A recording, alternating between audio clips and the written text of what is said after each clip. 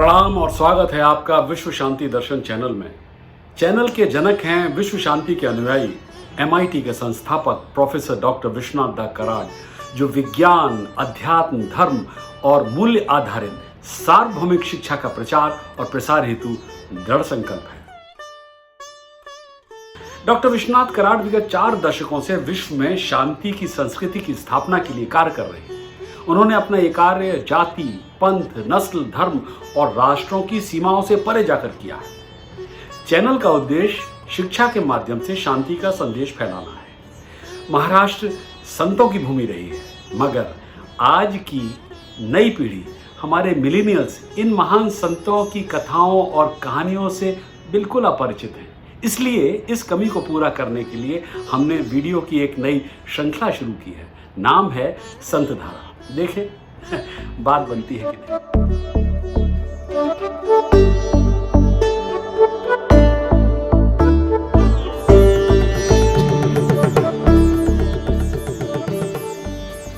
संत धारा प्रोग्राम आंध्र प्रदेश के बी जनार्दन राव की रिसर्च और अनुसंधान पर आधारित है।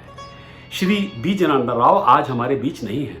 उनका 18 मई सन 2018 को हृदय गति रुकने से निधन हो गया।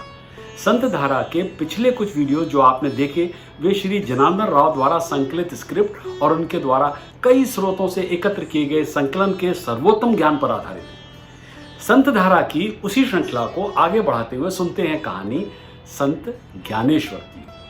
संत ज्ञानेश्वर का जन्म कृष्ण जन्माष्टमी के शुभ दिन हुआ था। संत ज्ञानेश्वर के पिता विट्ठल पंत और माता रुक्मणी बाई कुलकर्णी के 4 बच्चों में से दूसरे थे, जो गोदावरी नदी के तट पर महाराष्ट्र में पैठण के पास अपे गांव में रहते थे। विट्ठल पंत ने वेदों और शास्त्रों का अध्ययन किया था और बहुत ही कम उम्र में वे पारंगत हो गए थे। अत्यंत पवित्र और सांसारिक मामलों के प्रति अनासक्त होने के कारण उन्होंने अपना अधिकांश समय तीर्थ यात्राओं में बिताया। एक तीर्थ यात्रा के दौरान उन्होंने पुणे से लगभग 30 किलोमीटर दूर आलंदी का दौरा किया और स्थानीय हनुमान मंदिर में डेरा डाला। एक स्थानीय ब्राह्मण सिद्धोपंत उनसे बहुत प्रभावित हुआ और उसने सोचा कि वो उसकी बेटी रुक्मणी के लिए एक उपयुक्त वर साबित होंगे। उन्होंने विट्ठल पंत से मुलाकात की और पूछताछ के बाद शादी का प्रस्ताव रखा। विट्ठल पंत ने पारिवारिक जीवन में कोई दिलचस्पी न होने के कारण प्रस्ताव ठुकरा दिया, लेकिन बाद में एक स्वप्न में उन्हें ऐसी दृष्टि मिली कि उन्होंने शादी के लिए सहमति दी। विवाह के बाद विट्ठल पंत कुछ समय के लिए आलंदी में रहे, लेकिन पारिवारिक जीवन और सांसारिक मामलों में उनकी रुचि की कमी के कारण उनके ससुर उन्हें अपे गांव ले गए, जहां विट्ठल पंत के पिता गोविंद पंत और मां अपने विवाहित बेटे को देखकर बहुत खुश थे। दुर्भाग्य से कुछ ही समय बाद दोनों का निधन हो गया और उन्होंने विट्ठल पंत को पारिवारिक जिम्मेदारियों के लिए छोड़ दिया। अंत में विट्ठल पंत को उनके ससुर सिद्धोपंत रुक्मणी के साथ उन्हें वापस आलंदी ले आए, लेकिन इससे विट्ठल पंत को कोई फर्क नहीं पड़ा और एक दिन नदी पर स्नान करने के लिए वे गए और घर लौटने के बजाय वाराणसी चले गए। हाँ, वाराणसी में विट्ठल पंत एक महान संत रामानंद स्वामी से मिले। इस तथ्य को दबाते हुए कि वो एक विवाहित व्यक्ति हैं, उन्होंने रामानंद स्वामी से अनुरोध किया कि वे उन्हें एक शिष्य के रूप में स्वीकार करें और एक सन्यासी के रूप में दीक्षा लें। अब प्रचलित रीति रिवाजों के अनुसार एक विवाहित व्यक्ति को तब तक सन्यासी नहीं बनना चाहिए था जब तक कि उसकी पत्नी अनुमति न दे।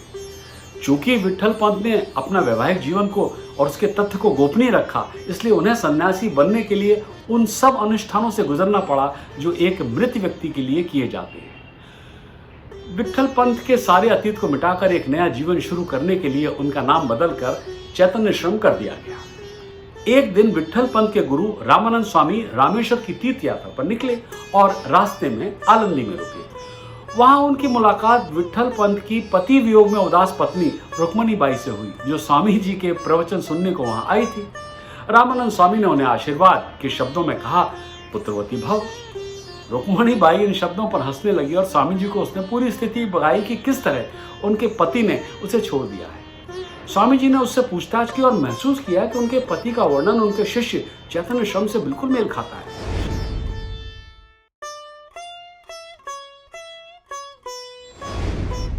एक अन्य कहानी के अनुसार संत ज्ञानेश्वर मौली की माता रुक्मणी बाई ने अपने पति विट्ठल पंत के लौटने की प्रार्थना की। फलस्वरूप उन्होंने आलंदी में अजान वृक्ष की 1.25 लाख बार परिक्रमा की और इसी परिक्रमा के दौरान रामानंद स्वामी ने उन्हें यहाँ पाया। बहरहाल जो कुछ भी हुआ उससे रामानंद स्वामी को यह लगा कि विट्ठल पंत को सन्यासी बनाने में उनका भी दोष है। इसलिए उन्होंने तुरंत अपनी आगे की तीर्थ यात्रा को रद्द किया और वे वाराणसी लौट आए। जब उन्होंने चैतन्यश्रम से पूछताछ की तो उसने कबूल किया। फिर स्वामी जी ने चैतन्यश्रम को तुरंत अपनी पत्नी के पास लौटने और एक परिवार को स्थापित करने के लिए कहा। विट्ठल पंत आलंदी लौट आए, लेकिन उन्हें समुदाय से बहिष्कृत कर दिया गया, क्योंकि सन्यास को त्यागना और पारिवारिक जीवन को फिर से अपनाना धार्मिक शास्त्रों के खिलाफ और अनसुना था। विट्ठल पंत अपना समय वेदों और शास्त्रों के अध्ययन में व्यतीत करने में लगे रहे। समय के साथ दंपत्ति के 4 बच्चे पैदा हुए। 1273 में निवृत्तिनाथ, 1275 में ज्ञानदेव संत ज्ञानेश्वर, 1277 में सोपान और 1279 में बेटी मुक्ताबाई। निवृत्ति को शिव का अवतार, ज्ञानदेव को हरि का अवतार, सोपान को ब्रह्मा का तथा मुक्ताबाई को सरस्वती का अवतार माना जाता था। ब्राह्मण कुल में जन्मे निवृत्तिनाथ जब 7 साल के हुए तब उनका जनेऊ संस्कार होना था। उनके पिता ने आलंदी के ब्राह्मणों से संपर्क किया कि वे उन्हें धागा समारोह करने की अनुमति दे, लेकिन रूढ़िवादी ब्राह्मणों ने इनकार कर दिया। विट्ठल पंत ने ब्राह्मणों से बहुत विनती की और उनसे अनुरोध किया कि उनके द्वारा किए गए पाप के प्रायश्चित के लिए कोई उपाय सुझाएं, लेकिन रूढ़िवादी ब्राह्मण 1 इंच भी हिलने और जनेऊ संस्कार समारोह करने की अनुमति देने के लिए तैयार नहीं थे। अतः ब्राह्मणों ने सभी धार्मिक ग्रंथों का हवाला दिया और कहा कि अपने पापों से मुक्ति पाने के लिए विट्ठल पंत और उनकी पत्नी रुक्मणी बाई को गंगा और यमुना के संगम में अपने प्राणों की आहुति देनी होगी। विट्ठल पंत जो वास्तव में एक ईश्वरवादी व्यक्ति थे, उन्होंने ब्राह्मणों के सर्वसम्मत निर्णय को स्वीकार कर लिया और अपनी पत्नी के साथ प्रयाग में गंगा और यमुना के पवित्र जल में कूद गए। इस प्रकार आलंदी के ब्राह्मणों के रूढ़िवादी और अडिग रवैये ने 4 नन्हे बच्चों को बहुत कम उम्र में बेसहारा अनाथ कर दिया। ओहो, शंख की ध्वनि कह रही है कि इस एपिसोड को यही देना होगा विराम। अगली बार जानेंगे क्या हुआ उन 4 नन्हे मुन्ने अनाथ बच्चों का। देखते रहिए संत धारा और सब्सक्राइब कीजिए विश्व शांति दर्शन चैनल को नए वीडियोस के अलर्ट्स के लिए।